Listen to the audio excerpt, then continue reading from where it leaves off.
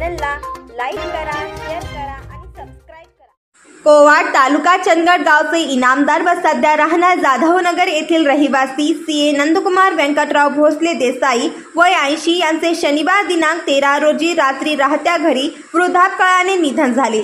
त्यांच्या पश्चात पत्नी, मुलगा, मुलगी, भाऊ, सून, जावई आणि नातवंडे असा परिवार आहे। दैनिक तरुण भारत व लोकमान्य मल्टीपर्पज सोसायटीचे CAFO वीरसिंग भोसले यांचे ते वडील होते। रविवारी 14 रोजी त्यांच्या पार्थिवावर सदाशिवनगर स्मशानभूमीत अंत्यसंस्कार होणार आहेत।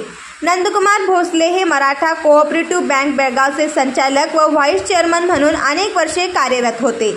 रोटरी क्लब ऑफ बेळगाव मिडटाउनचे अध्यक्ष, बेळगाव CA असोसिएशनचे अध्यक्ष, दक्षिण महाराष्ट्र शिक्षण मंडळाच्या गव्हर्निंग काउन्सिलचे सदस्य, अशोक आर्यनचे माजी संचालक आदी विविध संस्थेवर त्यांनी कार्य केले आहे।